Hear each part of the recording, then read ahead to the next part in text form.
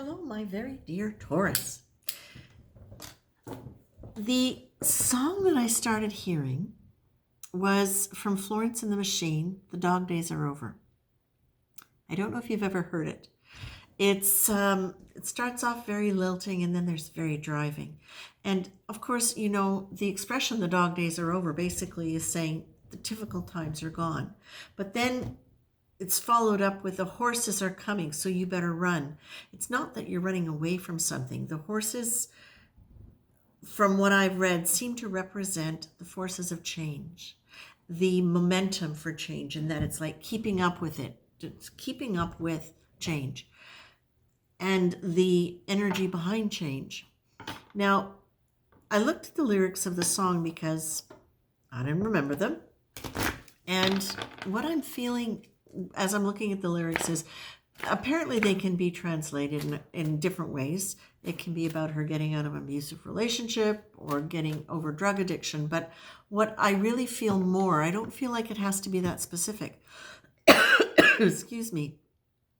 What I feel like this is saying is, is it's time for happiness. It's time, the change is coming, because one of the things it's talking about is her drinking away happiness. And I find this is, you know, whether or not there is a substance issue that's going on for you, that's been a problem, that's been holding you back. What we do know is that any kind of an addiction, whether it is to a substance or a behavior, it has a tendency to suppress emotion. That's usually what it's about. It's trying to get a dopamine hit, or an adrenaline hit, or some kind of chemical hit that gives you some kind of temporary sense of excitement or relief. What you've got here is you've got the grace card. Now, I'm going back to the addiction thing here because, again, it doesn't have to be a substance, Taurus. It can be a way of doing and just a general way of thinking that is not life-enhancing for you, or that is not getting the most for you, or that you've gotten stuck into as a rut. And that's more, as I say that to you, I feel like, yes, that's it. So the first card that you got was grace. Grace is not earned. Grace is a state in which we receive, for no apparent reason, a divine influence which strengthens us in a way that eases whatever problematic or miserable state we find ourselves. Grace needs only to be embraced. It needs only to be accepted in order to be received. So that, for me, is your key card in this whole thing. And in conjunction with that song, what I feel like this is saying is, if there is difficulty for you, if there has been something that's been holding you back, it's time now for you to look at it. Or it is, let's say it's a good time for you to look at it in a way where you're going to be able to change things a little bit and find solutions. Now, the second card that came up for you, which I thought was really wonderful in conjunction with that, and also with the song, is discipline. But it's looking at discipline as setting a task as a priority that involves you setting guidelines for yourself that are going to work in your favor. So it's the idea that it's not discipline as in punishment.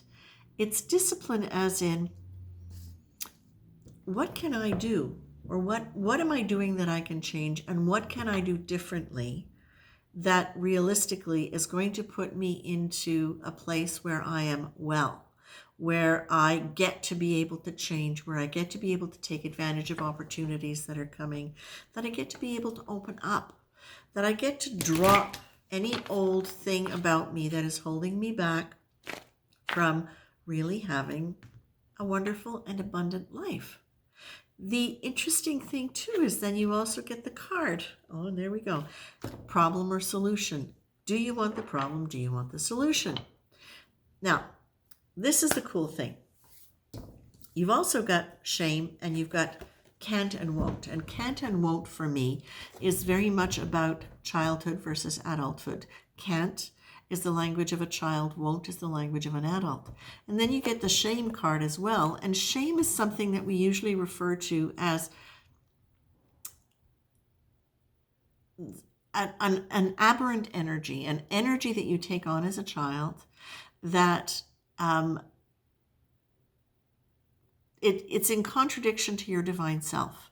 It's in contradiction to the truth of your innocence and your purity. It's basically taking a behavior that has been criticized or ridiculed, and instead of it being about the behavior, it becomes about you. It becomes about us, right? So then we become shameful. It becomes about who we are, not about what we have done. So that shame energy can lead to kind of chronic embarrassment, insecurity, overgiving, overworking, trying to prove. It can come up in a whole bunch of different ways. And I just want to say that this is not something that is foreign to most people. It's usually lingering somewhere in there, as long as we've been raised within the belief that we're born sinners, or that, we've been raised with guilt as a form of punishment. We can take that on without even realizing we're doing it. And God love our parents. Most of them don't even realize what the implication has been, because they haven't realized what it has been for them. It's kind of chronic, the wagging finger, the bad kid, the bad dog, it's a very shaming energy. Now, what this is saying to me is, this is your ability. You've got grace, shame, and can't, won't. This is you being able now to accept the divine grace. Listen. I love this. Grace is a state in which we receive, for no apparent reason, a divine influence which strengthens us in a way that eases whatever problematic or miserable state we find ourselves. So that is your key card. You are being told the universe is here for you. God is here for you. The divine is here for you. If you're having a problem, don't focus on the problem. Focus on the solution. How do you focus on the solution? By changing the way you focus it. Set yourself the option of looking at this like this. If the solution is, let's take something fairly simple. I'm bored.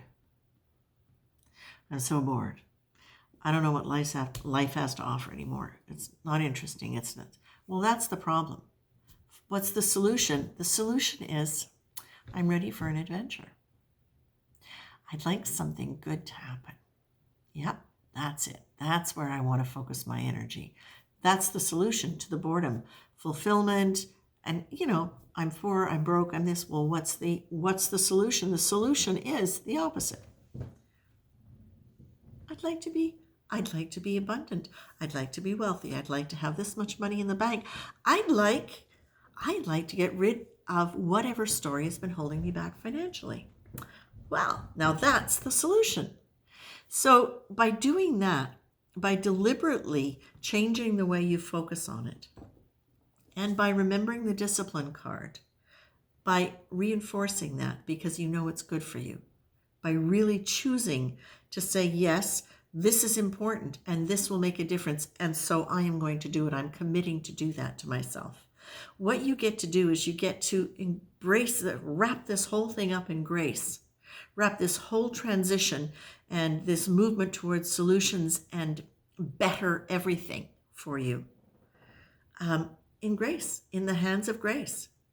And remember that whatever is being you get certainty and doubt.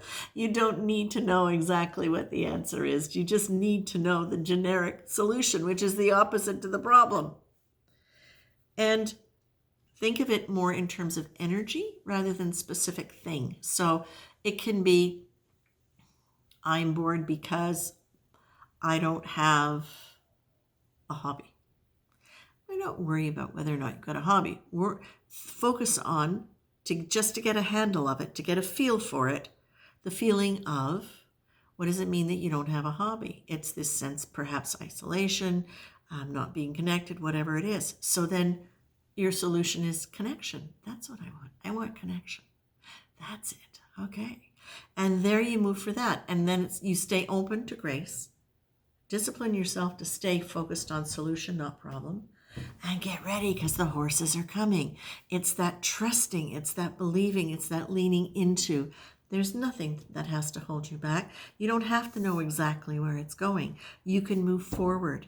And by choosing to move forward in that energy, with that discipline to keep focused on that, and with the awareness and the discipline to stay aware and accepting of grace in your life, opening to that, that's where you get to move. That's where you get to move into the happiness that the song is talking about. Okay? Taurus, this is actually really good because it feels to me like this is a big transitional point for you in terms of that opening to and that letting go of. And whenever I see this quality of energy and movement coming to Taurus, it excites me because there can be a tendency for earth signs to kind of get stuck in a rut. And now what this feels like is the energy is coming along and it's saying, if you're ready to play with us, man, here you go. Get ready. That's what it feels like. So get ready, Taurus. Wrapped in the hands of grace. Okay? Take care.